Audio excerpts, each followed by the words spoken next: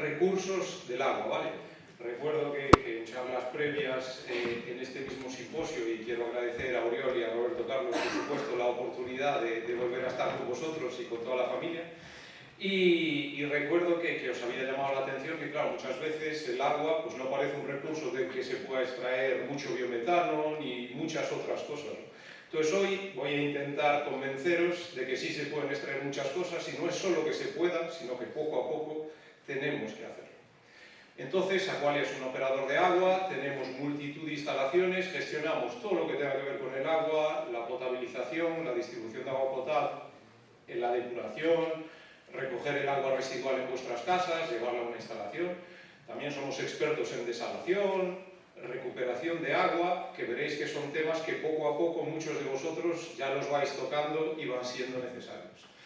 Si tenéis curiosidad, os dejo aquí 4 proyectos de I+D que hacemos desde Galicia, ¿vale? Deciros que Aqualia es una empresa enorme, estamos presentes en 17 países, somos más de 12.000 empleados, aquí tenemos a Javier, nuestro delegado, que para temas de negocios habláis con él, y aquí os dejo 4 proyectos de I+D, muchos europeos, bastante gordos, por citaros el más gordo, el proyecto Rewise, es un proyecto de 25 millones de euros que coordinamos con 20 socios. Entonces, bueno, el departamento, todos los que tenéis departamentos de innovación que hacen proyectos colaborativos, sabéis que es un ambiente muy interesante. A mí me encanta y además te permite ver lo que hace otra gente en otros países, que nosotros somos muy buenos en unas cosas y en otras, pues no tan buenos. Entonces, el contexto. Ya por la tarde hemos visto un poco el contexto de algunos de los temas que voy a tratar, pero sí me gustaría destacar algo, y es que nosotros, a pesar de que somos la mejor empresa de aguas del mundo, todavía gastamos energía eléctrica en depurar agua, lo cual, si algunos de vosotros han hecho un balance termodinámico de la cantidad de energía que podemos extraer de la materia orgánica que hay en el agua residual, me diría, pero ¿cómo puede ser que os gastéis dinero si ahí hay energía intrínseca, ¿vale? La hemos cuantificado y por cada metro cúbico de agua residual urbana, nosotros tiramos de la cisterna, eso se va a una depuradora, deberíamos ser capaces de extraer por lo menos 2 kilovatios hora de energía térmica por cada metro cúbico. ¿Vale? La realidad es que hay muchos límites termodinámicos que hay que analizar y a día de hoy, pues todavía con la tecnología convencional, que es una tecnología que tiene más de 100 años, no somos capaces de hacerlos y no se puede hacer. Con lo cual, la tecnología convencional ya no sirve. Por eso estoy aquí, porque hay departamentos de innovación que tienen que desarrollar nuevos procesos, ¿vale? No es solo que podamos extraer energía del agua residual, es que también podemos extraer otras cosas muy valiosas, ¿vale?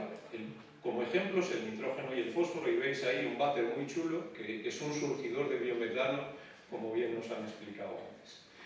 Además, el contexto macroeconómico mundial, pues en los últimos años ha estado bastante divertido, ¿no? Yo creo que ninguno de nosotros se ha aburrido demasiado, entre pandemias y precios del gas y etcétera. Entonces, hay países, a mí me sorprende mucho, trabajo mucho con empresas danesas y públicas y privadas, y por eso la colaboración público-privado estoy de acuerdo en que es una herramienta fantástica. Pues Dinamarca, nosotros, nuestro plan ambicioso de España es tener, como decía el compañero, en 2030 un 1 o un 2% de todo el gas que circula por nuestras redes como renovable. Vale, pues podéis ver ahí que Dinamarca planea que antes del 2030 el 100% del gas que circula por su red es renovable. Cuando Dinamarca es un país de 5 millones de habitantes, es menos gente que la Comunidad de Madrid. Entonces, pues lo están haciendo bastante bien y tenemos gente en la que copiar, ¿vale? Entonces, hay que transformar nuestra materia orgánica en biometano. Es obligatorio y si fuese yo el responsable lo escribiría en una ley, pero como no soy el responsable, tenéis suerte y de momento no hay que dedicar mucho dinero a eso. Hay otro aspecto muy importante y es que el precio, y lo estáis viendo, ¿no?, de muchos productos relacionados con la cesta de la compra se han encarecido un montón, y es porque los nutrientes, el nitrógeno y el fósforo que nuestros agricultores aplican a sus campos, pues su precio va bastante paralelo al precio de la energía. Entonces ahí podéis ver la curva donde el fósforo y el amoníaco se han disparado tremendamente. Y nosotros en las depuradoras gastamos energía en eliminar esas sustancias, ¿vale? Con lo cual, igual en el futuro habría que intentar recuperarlas y no gastar dinero en quitarlas. Y finalmente, pues, Es curioso, y si mis abuelos levantasen cabeza y viesen que hay escasez de agua en Galicia, pues alucinarían. Pero sabéis que cada año, cada verano, se está convirtiendo en algo habitual, que hasta en Galicia hay alertas por sequía y de repente no puedo llenar la piscina de mi mansión porque hay recortes, ¿vale? Entonces, digamos que el contexto es el que es. Pues para Masinri, a nosotros los que nos dedicamos al agua, y aquí pues hay unas cuantas empresas y entidades relacionadas con ello, sabéis que tenemos una directiva de aguas residuales que data del año 91 y en Europa pues España no es el mejor alumno de la clase. Podéis ver que año tras año España tiene que pagar multas porque hay ciudades, urbanizaciones que no cumplen con el decreto de aguas residuales del año 91. Pues ahora la Unión Europea está trabajando en una actualización que entrará en vigor con toda probabilidad el año que viene, que endurece pues casi todo lo que había en la del 91, o sea que va a ser un momento entretenido para todos. Por destacaros unas cuantas, pues antes la depuración de nutrientes solo se hacía en depuradoras que vertían a zona sensible. A partir de ahora, cualquier depuradora que trate el agua de más de 100.000 habitantes equivalentes tiene que bajar su nitrógeno a 6 ppm y el fósforo a 0,5. Los que sabéis de agua sabéis que es un reto bastante ambicioso. Nos piden que monitoricemos todos los alivios de la red de alcantarillado. Los que conocéis las redes de alcantarillado de los municipios sabéis que es un reto también bastante interesante. Nos piden que midamos microcontaminantes en agua residual, que sigamos epidemias, pandemias en el agua residual, que vigilemos la resistencia a antibióticos en el agua residual. Vamos, nos vamos a entretener bastante. Y esto es lo que nos espera, ya veis, con un calendario de 25, 30, 35, 40. O sea que esto se va a poner divertido. Entonces, ese es el contexto, ¿vale? Entonces yo quiero presentaros algunos ejemplos de algunas herramientas que estamos desarrollando en Aqualia para que dentro de este contexto global pues veamos cómo podemos atajar esos retos. Entonces, un ejemplo es el reuso de agua, ¿vale? Algo que probablemente hace 50 años nadie en Galicia hubiese pensado que sería necesario, pues sabéis que ENCE, por ejemplo, el año pasado ha tenido que parar su actividad y como podéis ver, pues la producción de pasta de papel bajó una barbaridad. Eso por poner un ejemplo gallego. Pues que sabéis que, por ejemplo, hemos pagado unas facturas de luz eléctrica brutales porque Francia no podía exportar energía eléctrica que saca de sus nucleares porque sus nucleares no tenían suficiente agua para refrigerar sus núcleos. Con lo cual, no es solo que nos afecte en Galicia, sino que hay un efecto global de la escasez de agua en general. Recuerdo, por ejemplo, que en Alemania sus ríos llevaban tan poco agua que el carbón que tenían que transportar para producir electricidad, pues los barcos iban a medio calado, porque si no tocaban en el fondo. Entonces, no os voy a destacar, ya veis en rojo la península ibérica, hasta pues, la mitad de Galicia está en rojo también, es decir, tenemos que reutilizar agua sí o sí. El reutilizar agua de una depuradora urbana en Europa es complejo. ¿Por qué? Porque al final sabemos que en el agua residual van patógenos de nuestro intestino y moléculas pues, a las que la Unión Europea y todos les tenemos miedo, pues, los medicamentos, etc. Entonces, Europa en estos, España, perdón, en estos sí éramos pioneros y teníamos una legislación propia que la Unión Europea ha copiado, pero es que no solo la ha copiado, es que la ha endurecido. Con lo cual, lo que nosotros pedíamos en España para poder reutilizar en agricultura, para irrigación, con agua que sale de una depuradora de aguas residuales urbanas, pues ahora cada vez es más duro, ¿vale? Con lo cual, ¿eso qué implica? Pues que hay que probar tecnologías que nos permitan cumplir con la ley. Aquí tenéis un ejemplo de planta piloto, esto es lo mío, montar juguetitos para poder monitorizar, saber qué tecnologías nos dan los resultados que nosotros necesitamos. Además nos gusta ponerlas así en contenedores porque luego las pruebo en Almería y si mañana me hacen falta en Vigo, pues me las traigo y las pruebo también. Entonces, necesitamos una serie de barreras físicas y químicas que nos permitan llevar el agua que sale de las depuradoras urbanas a la calidad necesaria para poder regar mis lechugas, mi huerto, mi campo de golf o lo que sea, ¿vale? Otro ejemplo de reuso, pues, o de tecnología apta para reuso, esta le tengo mucho cariño porque veis que en Galicia ahí tenemos dos crucecitas porque hemos estado pilotando este tipo de reactores desde hace bastantes años, que es, hemos acoplado a un reactor anaerobio que produce biometano unas membranas de ultrafiltración que tienen un tamaño de poro de solo 30 nanómetros, con lo cual todos los patógenos, o la gran mayoría, se quedan retenidos dentro del reactor, con lo cual el agua que sale de este reactor tiene nutrientes y no tiene patógenos, con lo cual la puedo aplicar de forma segura en mis campos. Ahí podéis ver todos los sitios de España en los que hemos probado esta tecnología, que tenemos una patente propia. Aquí otro ejemplo, aplicado a la industria.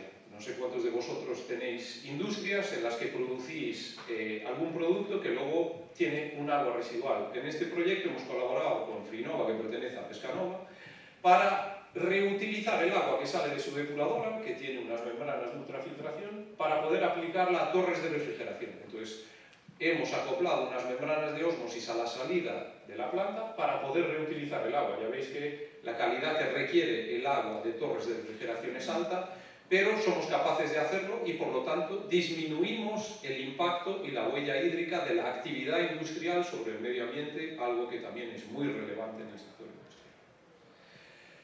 Otro ejemplo de recuperación de nutrientes en este caso. Hay un nutriente muy importante que hay en el agua residual, que es el fósforo. ¿Por qué? Porque es un recurso perecedero, se extrae de minas y además esas minas, pues, gajes del oficio, están colocadas en países que tienen una situación, digamos, a nivel de estabilidad geopolítica, pues, el Sáhara Occidental y otros países donde es complicado, ¿no? Además, en Europa tenemos Alemania, que ya tiene una legislación que obliga a recuperar el fósforo en todas las edades de más de 50.000 habitantes. Porque nosotros en agua residual vamos mucho por legislación. Cuando nos obligan a hacerlo, entonces lo interiorizamos. Entonces aquí, además, a nosotros el fósforo en nuestras depuradoras nos causa este tipo de problemas. Los que tenéis gatos también tienen problemas de precipitación de estruvite en su tracto digestivo, a nosotros nos pasan las tuberías y bombas. Entonces tenemos una patente con la Universidad de Santiago para recuperar esa estruvita, ese fósforo, y poder venderlo, ¿vale? Pero diréis, ¿y cómo vas a vender un producto que sale de una depuradora cuando algo que está en una depuradora tiene una X enorme de residuo? Pues en eso estamos trabajando. Aquí tenéis un ejemplo, y si tenéis más curiosidad, un artículo incluso científico sobre el tema. Este es el aspecto de lo que extraemos. Aquí tenemos otra réplica de la solución, en este caso en una edar en Jerez de la Frontera. Pues la Unión Europea, sabiendo que existe esta oportunidad, ya trabaja y ha sacado una autorización para que la estruvita sacada de depuradora pueda ser comercializada con una etiqueta de fertilizante. Esto ha costado 5 años, es un trabajo tedioso, pero es un trabajo que tenemos que hacer.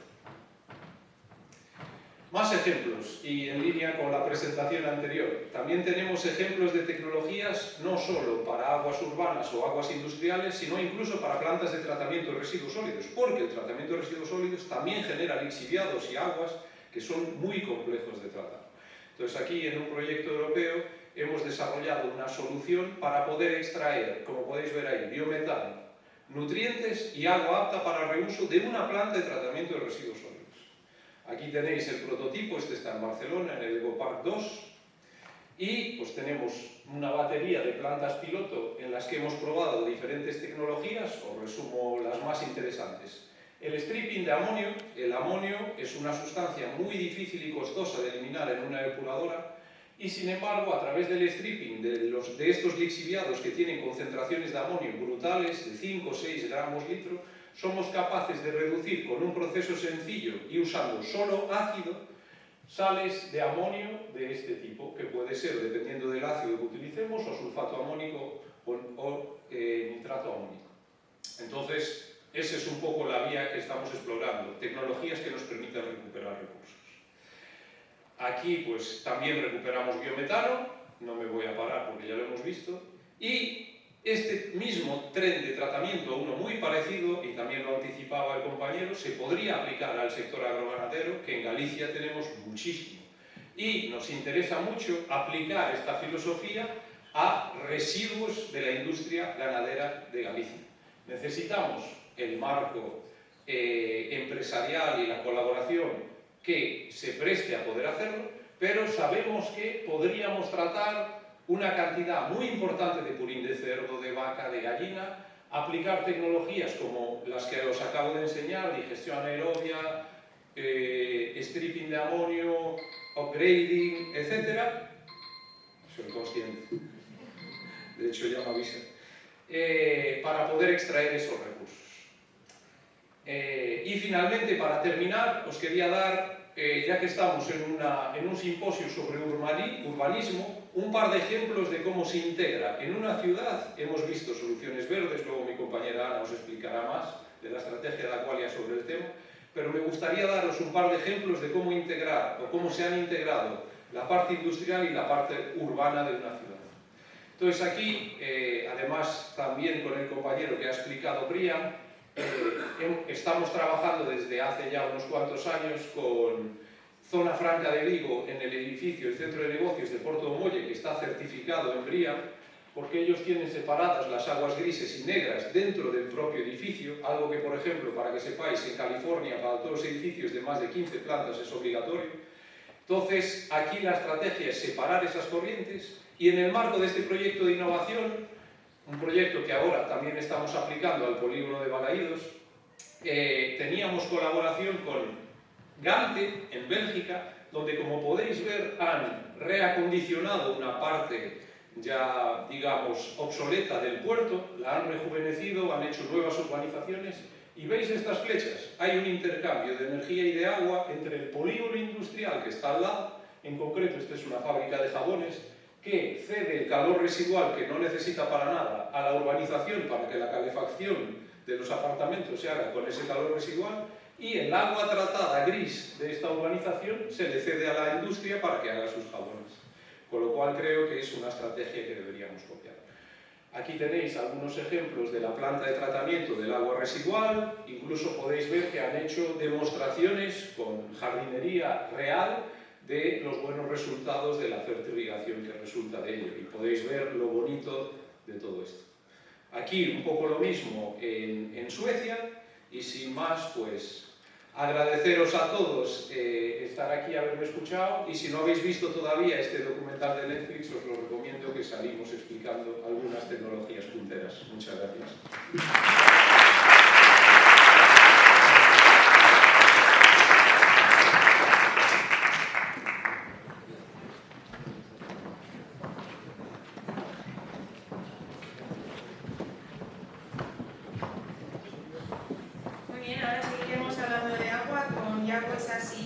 Freire es ingeniero de caminos, canales y puertos y doctor en matemáticas.